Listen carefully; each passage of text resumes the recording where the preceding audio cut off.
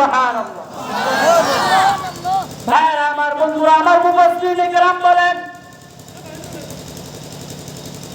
মুফাসসিরিনে কেরাম বলেন, কোন বান্দা বান্দি যদি তার মার এই দূরের ঋণটাকে পরিশোধের জন্য যে নমুনা বাতলায়, নমুনাটা কি বলে, তার শরীরের চামড়াটা দিয়া যদি জুতা বানাইয়া দে, আর ওই জুতাটা যদি তার মা বাবা, তার মা যদি পরিধান করে, তথাপি তারপরেও মার এক ফোঁটা দুধের ঋণ শোধ হবে না।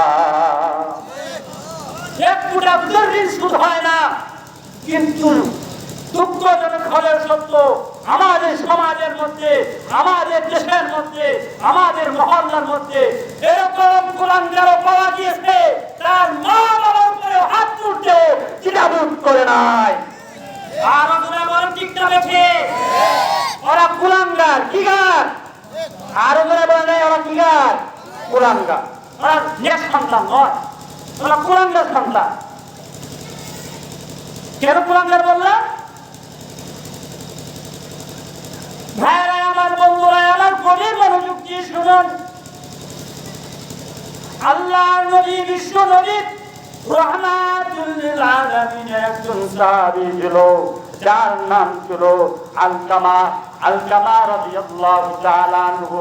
ভাইরা আমার, বন্ধুরা আমার, আলকামা নবীজির একজন সাহাবী ছিল, খাস একজন সাহাবী, মুহাব্বতের একজন সাহাবী। আলকামা রাদিয়াল্লাহু তাআলা আনহু যখন মৃত্যুর শয্যায় চলে গিয়েছে, যখন সাকরাতের মধ্যে পড়ে গিয়েছে, আলকামার কাছে বসে বসে মানুষগুলা বলতেছে, আশহাদু আল্লাহ ইলাহা ইল্লাল্লাহু ওয়া আশহাদু আন্না মুহাম্মাদান আবদুহু ওয়া রাসূলুহু। বারবার আলকামাকে সম্বোধন করে বলে শাহাদাত পড়ানোর চেষ্টা করতেছে, কালিমা পড়ানোর চেষ্টা করতেছে। নবীজির কানে গেল, ওগো নবীজি, আপনার সাহাবী আলকামা মৃত্যুর শয্যাতে আছে, কিন্তু তার জবান দ্বারা কালিমা আসতেছে না। নাউজুবিল্লাহ বলবেন না? আরো এখন আমার, বন্ধুরা আমার, আলকামার জবান দিয়ে কালিমা আসতেছে না। নবীজির কান মুবারকের ভিতরে এই আওয়াজটা যখন গেল, আল্লাহর নবী, বিশ্ব নবী রাহমাতুল লিল আলামিন দৌড়িয়া চলে আসলো আলকামার বাড়িতে।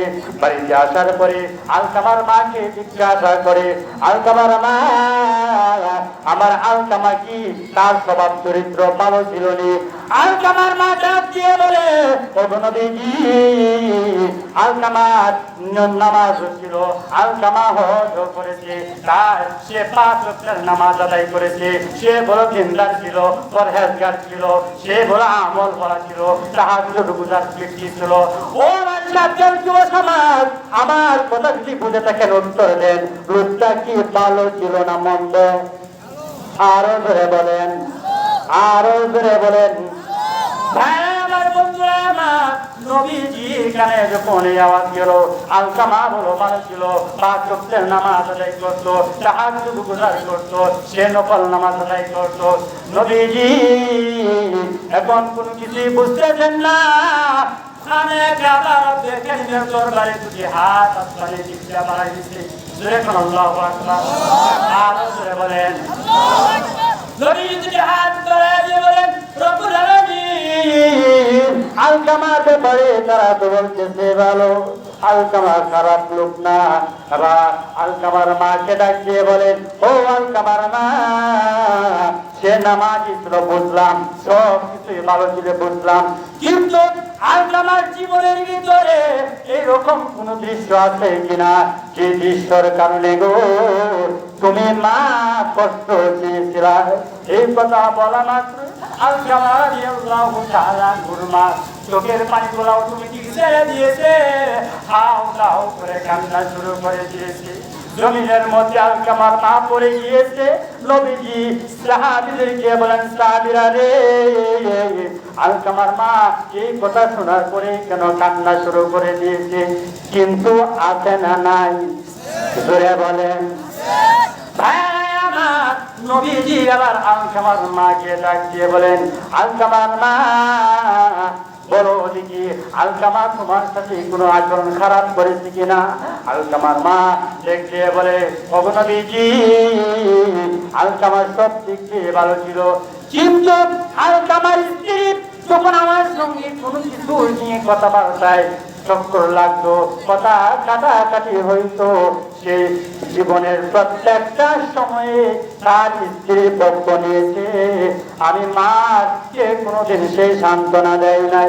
ইয়া রাসূলুল্লাহ, ইয়া হাবিবাল্লাহ, এই কষ্ট আমার মনের মধ্যে এখনো বাজে। আমি আমার মেমোরি থেকে, আমি আমার জেহান থেকে, আমি আমার মন থেকে এটা ফালাইতে পারি না। আলকামা রাদিয়াল্লাহু তাআলা আনহু এই কথাটা শোনার পরে নবীজি বলেন, সাহাবীরা রে, আগুনের খনন করো। আলকামার মা যদি তাকে মাফ না দেয়, তাহলে এই আগুনের মধ্যে তাকে ছেড়ে দেওয়া হবে। কারণ যে অবস্থা, আলকামা মরতে দেরি হবে, জাহান্নামে যাইতে দেরি হবে না। বিদায় দুনিয়ার যে তার শাস্তি হয়ে যাক। ভাইরা আমার, বন্ধুরা আমার, নবীজি যে মাত্র কথা বলেছে, আলকামার মা নবীজির দিকে তাকায় বলে, ওগো নবীজি, আমার ছেলেকে যদি জ্বালায় দেন গো, আমি বরদাস্ত করতে পারবো না। কেন পারবেন না? বলি, আমার ভিতরে, আমার দিলের ভিতরে আমার ছেলের মহব্বত আল্লাহ তাআলা দিয়েছেন। আর জোরে কোন মহব্বত আল্লাহ তাআলা দিয়েছেন, এজন্যই আমার ছেলেকে আমি আগুনে পোড়াইতে পারবো না। আমার চোখের সামনে আমার ছেলে পড়ুক, এটা আমার বরদাস্ত হবে না। এই কথা যখন বললেন, নবীজি বলেন, ও আলকামার মা, এখন যদি তুমি তোমার ছেলেকে মাফ না করো, মহান আরশে আজিমের মালিক মাফ করবেন না। প্রতি মুহূর্তের ভিতরে আলকামার মা ডাক দিয়ে বলে, ইয়া রাসূলুল্লাহ, ইয়া হাবিবাল্লাহ, আমি ঘোষণা দিলাম, আলকামার যত কিছুর ভিতরে আমার দিলের মধ্যে কষ্ট দিয়েছে, আমি আলকামাকে মাফ করে দিয়েছি। যে মাত্র বলেছে আমি আলকামাকে মাফ করে দিয়েছি, এমন অবস্থায় নবীজির সাহাবীরা ঘরের মধ্যে প্রবেশ করতে দেরি হয়, আলকামার জবান দ্বারা কালিমা বাহির হইতে দেরি হয় না। চিল্লালে আল্লাহু আকবার।